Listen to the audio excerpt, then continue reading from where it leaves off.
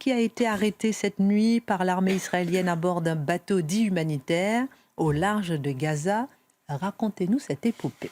Alors cette nuit, effectivement, Christine, nous avons assisté à un énième épisode de la Commedia dell'arte version LFI. Et pour tenir le rôle principal, celui de sa vie, Rima Hassan, célèbre eurodéputée LFI qu'on ne décrit plus tant elle a fait couler d'encre par ses propos outranciers, frôlant sans cesse avec l'apologie du terrorisme. Et voilà que cette nuit, nous avons pu la découvrir tout sourire, à des milliers de kilomètres de chez nous, en pleine mer Méditerranée, gilet de sauvetage sur elle, entourée de ses comparses dans un bateau. Non, Rima Hassan ne faisait pas partie, Christine, des coureurs du Vendée Globe, mais a été arrêtée à bord du bateau dit humanitaire Madeleine, intercepté par l'armée israélienne à environ 57 km des côtes de Gaza. Cette opération, c'est simple, elle s'inscrit dans le cadre d'une mission de la coalition de la flottille pour les libertés. C'est un mouvement pro-palestinien créé en 2010 visant à briser le blocus maritime israélien imposé à Gaza depuis 2007 et à acheminer une aide humanitaire symbolique à la population gazaoui.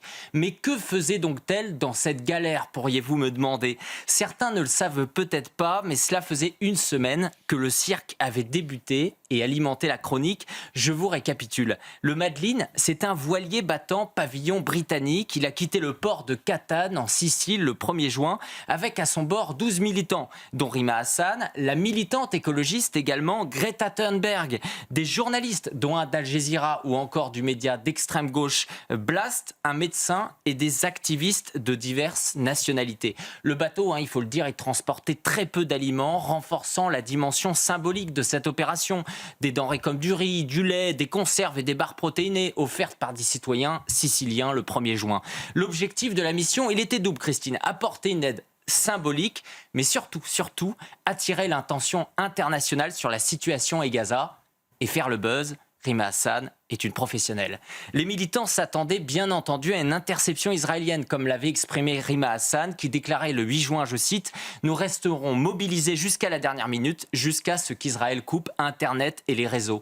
Un autre marin à bord, un Français, Pascal Morieras, avait également envisagé plusieurs scénarios allant d'une interception pacifique à une attaque potentiellement violente. Rima Hassan elle-même n'avait cessé de raconter face caméra les différents scénarios et finalement, il faut souligner que c'est le scénario le plus favorable pour elle, une arrestation sans violence qui a eu lieu, tandis qu'elle ne cessait de faire croire que l'armée israélienne allait couler son bateau. Que l'armée israélienne allait couler son bateau. Et ces derniers jours, Rima Hassan a fait croire à plusieurs reprises qu'elle allait subir une attaque violente, imminente, de la part des drones israéliens. Ça a beaucoup fait parler aussi, ça, sur les réseaux sociaux notamment. Alors oui, quelle ne fut pas la blague de voir ces derniers jours Rima Hassan remplir Twitter de publications telles qu'alerte drone au-dessus du bateau. Alors je vais vous en souligner un événement le plus symbolique. Dans la nuit du 3 au 4 juin, 2 alertes ont été signalées, une vers 23h30 et une autre à 3h22. Initialement, Rima Hassan a sonné l'alarme sur les réseaux sociaux, craignant une possible attaque. Elle a appelé à une mobilisation internationale en pleine nuit, demandant à ses abonnés d'alerter des chefs d'État, dont Emmanuel Macron, pour assurer la protection de l'équipage. Il fallait voir à ce moment-là toute la gauche et l'extrême gauche s'acharner sur les réseaux sociaux. Leur idole était la nouvelle Jean Moulin. Ils tenaient là leur héroïne, prête à mourir sous les fourches codines des soldats israéliens de Tsahal. Mais cela fut vain. Le lendemain matin, Rima Hassan était contrainte de clarifier. Les drones en question n'étaient pas des appareils israéliens envoyés pour les surveiller ou les couler, mais des appareils de surveillance grecs, probablement des gardes-côtes. Alors notre apprentie Tintin s'est donc alarmée pour rien. Il faut comprendre qu'elle n'a pas le pied marin et ne pouvait probablement pas imaginer qu'en étant au large des côtes grecques à ce moment-là, et oui, les Grecs chercheraient à surveiller les côtes. Heureusement, Rima Hassan a pu trouver une autre occasion de faire parler d'elle et d'être à nouveau érigée en égérie de la gauche morale et humaniste. Comble du hasard, sa route l'a menée sur le chemin de migrants partis des côtes libyennes. Appelée au secours, elle put prendre à son bord durant quelques minutes ces migrants. Quelle semaine! Finalement, Éric Tegner, Rima Hassan a été donc arrêté cette nuit. On l'a vu sur les images sans violence et avec le sourire, alors qu'Israël a annoncé son retour en France. L'extrême gauche manifeste dans la rue en ce moment même. Oui, tout à fait. Son appel, et il faut le dire, depuis le début, tout le monde savait que le bateau dit humanitaire ne pouvait atteindre Gaza.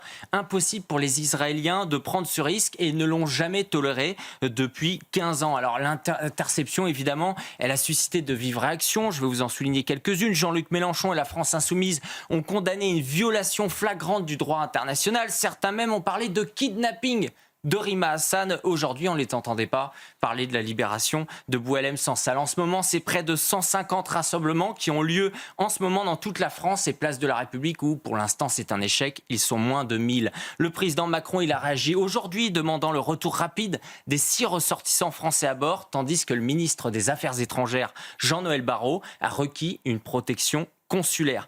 Évidemment, Christine, je vais rassurer les téléspectateurs que nous souhaitons le retour de nos chers compatriotes français chez nous, même si ça n'est pas un cadeau. Mais à aucun moment, Israël ne prévoyait de garder Rima Hassan, bien mal leur en aurait pris. Il ne faut donc pas se tromper sur ce qui est en train de se passer en ce moment sous nos yeux. C'est un cycle provocation, répression, mobilisation extrêmement bien rodé. Rima Hassan déclarait il y a moins de 24 heures, je cite, « Il se peut qu'on soit menotté pendant 7 à 9 heures à bord du navire sans pouvoir boire, manger et aller aux toilettes jusqu'à être amené à Ashdod. » Lors de l'arrestation de la flottille, dont on le voit sur les images, chacun a pu constater qu'elle n'a été ni menottée ni affamée. Bien au contraire, Tsahal lui a fourni, ainsi qu'aux autres passagers, à boire et à manger en quantité. La flottille de la Liberté a dû affronter une distribution de petits pains au chocolat, grand sourire. Alors le bilan des courses, c'est un fiasco, Christine. Rima Hassan, Greta Thunberg et le reste de la croisière Freedom Flotilla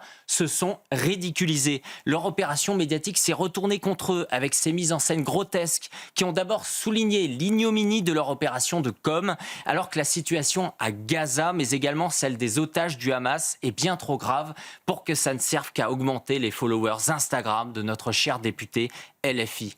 Greta Thunberg et Rima Hassan en mode sprint break sur la Méditerranée pour terminer par revenir en France bientôt sous les hurrahs d'un peuple de gauche qui la voit comme la nouvelle Jeanne d'Arc des temps modernes. Décidément, nous ne sommes pas gâtés par notre époque. Ça va, Marc, non? Merci beaucoup, Eric. Ça fait beaucoup parler. On a beaucoup de réactions de politiques. Bon, on n'a pas le temps de parler des réactions politiques, mais ça fait beaucoup parler. Merci pour votre regard. Dans un instant... Si Robert Boulin est mort, le ministre du Travail s'est vraisemblablement suicidé.